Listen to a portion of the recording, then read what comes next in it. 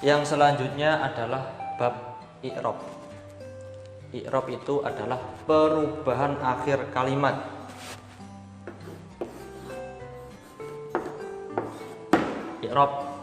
I'rab itu perubahan akhir kalimat. Jadi contoh zaitun yang dinamakan akhir kalimat yang ini.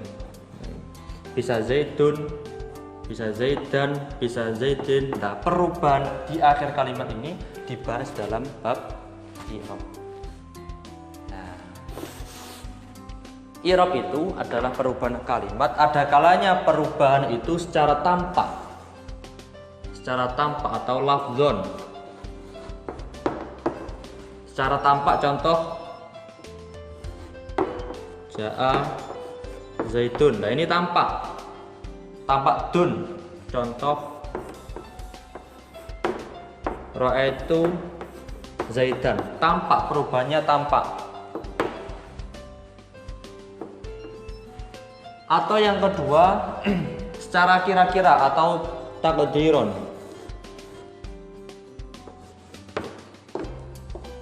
Secara kira-kira. Contoh ja'al fata. Nah, ini tidak tampak. Ja'al fata. Nah, ini ja'al fata, perubahannya itu tidak tampak karena di akhir kalimat berupa alif. Alif itu tidak menyandang harokat. Contoh lagi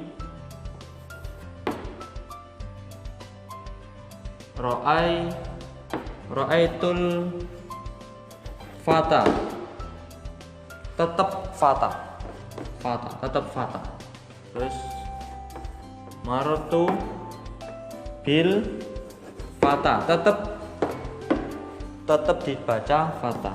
Meskipun perubahan amil yang masuk ini tetap dibaca al fata. Nah, ini adalah i'rab. Ada kalanya perubahan kalimat di akhir kalimat.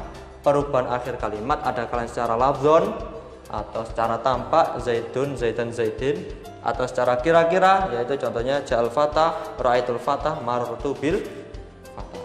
Terus kemudian sekarang adalah pembagian i'rab. Kalau menyampaikan i'rab kepada anak itu sedikit-sedikit. Nah, sedikit demi sedikit. I'rab itu dibagi menjadi 4. Yang pertama adalah rofa, yang kedua adalah nasab, yang ketiga adalah jar, yang keempat adalah jazm. Kita kenalkan pada anak yaitu tentang tanda pokok. Kalau rofa, tanda pokoknya adalah domah, ya domah. Kalau nasab itu fathah, jar itu kasroh, kalau jazm itu sukun. Ini dulu. Ini anak harus dihafalkan. I'rab ada 4, rofa, nasab, jar, jazm, ya. Rofa tandanya domah, nasab tandanya fathah, jar tandanya kasroh, jazm tandanya sukun. Itu dulu yang dihafalkan, ya. Kalau sudah hafal, langsung praktek.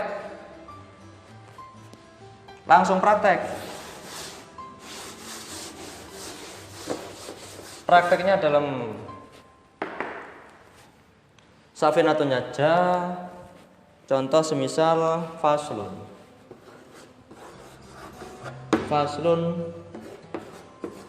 arkanul, tadi islami, sekarang iman. Arkanul imani sitatun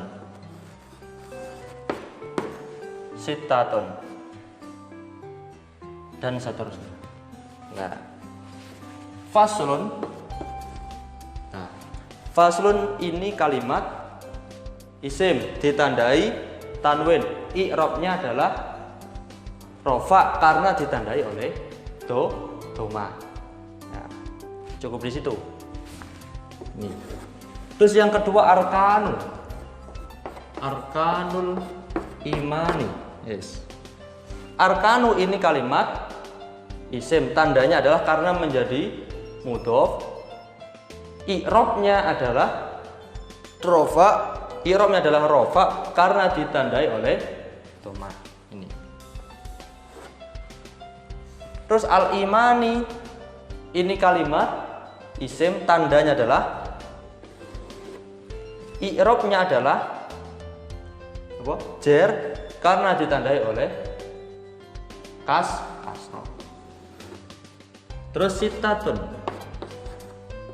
Sitatun ini kalimat isim, tandanya tanwin, i'robnya rofa karena ditandai dhamma. Nah, itu.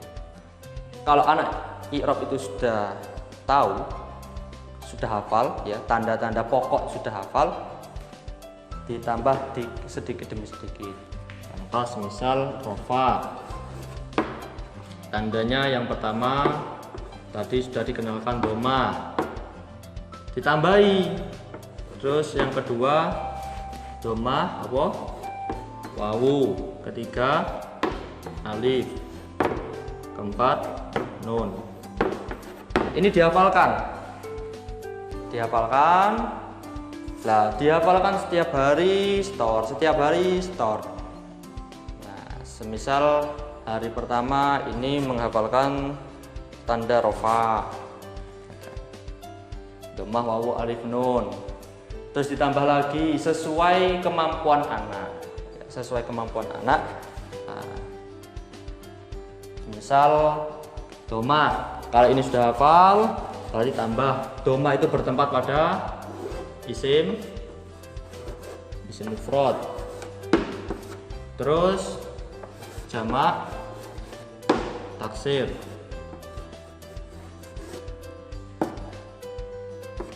Terus jamak muannas salim. Terus fi'il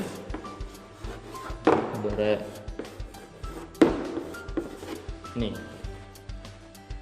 Ini dihafalkan. Rofa tandanya dhamma, wawu, alif, nun. Dhamma bertempat pada isim mufrad, jamak taksir, jamak muannas salim, fi'il mudhari'. Diterangkan juga di situ, setelah tabel itu ada penjelasan ya. Diterangkan dulu, isim mufrad itu isim yang bermakna satu. Jamak taksir adalah jamak yang bermakna banyak dan berubah dari asal mufradnya. Jamak muannas salim, jamak berarti bermakna banyak, muannas salim yaitu diakhiri alif dan ta. Contohnya al muslimah, ini ditambah alif dan ta. Jamak taksir contohnya rijalun. Mufradnya adalah rajulun. Nah ini rajulun, yang dinamakan jamak taksir adalah jamak yang berubah dari asal mufradnya. Mufradnya rajulun dijadikan jamak taksir menjadi rijalun. Kalau isim mufrad, isim bermakna satu, contohnya zaitun. Fi'il mudhari' seperti dalam bab kalimat, yaitu fi'il yang bermakna apa? Sedang atau akan dan didahului salah satu dari anai. Contohnya yaf'ulu.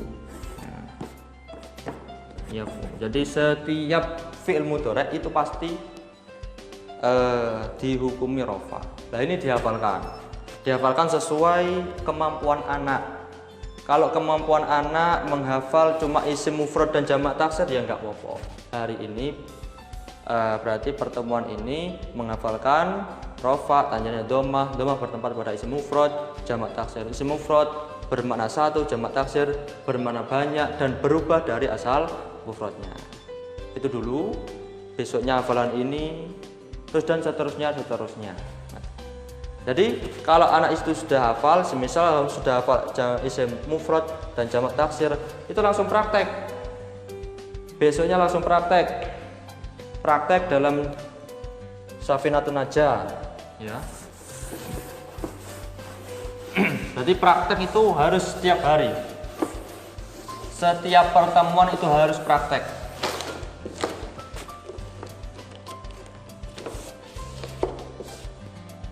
Setiap pertemuan itu harus praktek, karena agar anak lebih cepat untuk menganalisa kalimat per kalimat. Nah, kalau praktek yang ditanyakan pada anak itu sesuai bab yang sudah dihafalkan atau bab yang sudah disampaikan. Contoh semisal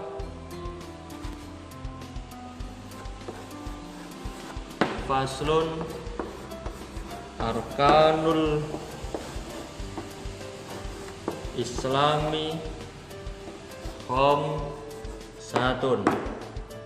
Faslun, diulang-ulang lagi nggak apa-apa. Faslun kalimat apa? Kalimat isim, tandanya tanwin, i'rabnya rofa, ditandai domah. Nah, terus anak kan sudah hafal, sudah mengetahui rofa, domah bertempat pada beberapa tempat. Ini anak kalau sudah tahu, sudah hafal, berarti ditanya tentang masalah itu. Ditandai domah. Kenapa ditandai domah?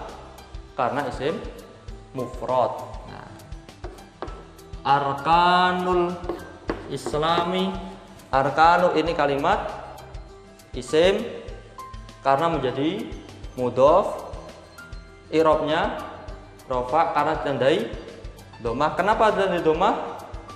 Karena jamak taksir. Ini jamak taksir karena bermakna beberapa, bermakna banyak. Al-islami ini kalimat isim, tandanya al, i'rabnya jar. Nah, jar kalau belum hafal kasrah bertempat pada tempat yang bagaimana itu jangan ditanyakan. Jadi seperti itu. Contoh lagi,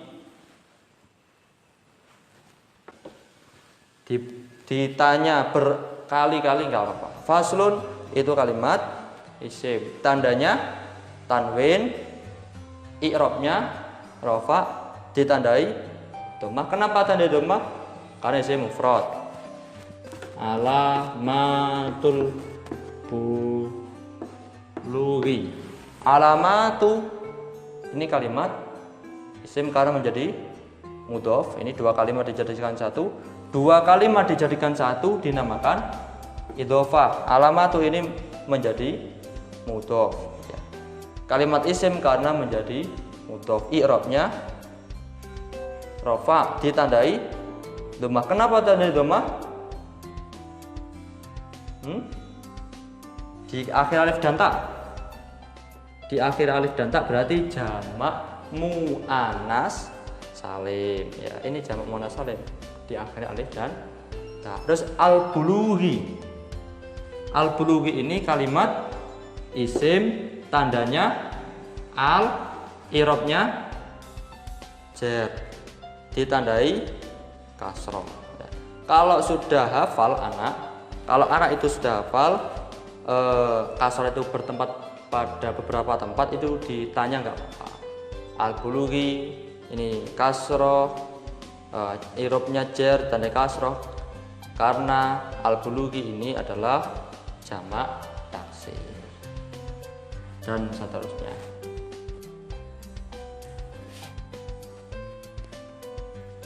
Nah, nasab juga seperti itu. Nasab terus jar. Jadi menyampaikan kepada anak itu bertahap ya. Menyampaikan tentang bab i'rab pada anak itu bertahap dan harus hafal. I'rab itu harus hafal dan harus paham. Karena kuncinya itu ya di i'rab. Kunci kesuksesan membaca kitab salah satunya adalah dalam bab i'rab ini. Kalau i'rab itu sudah sukses, insya Allah ke depan itu mudah.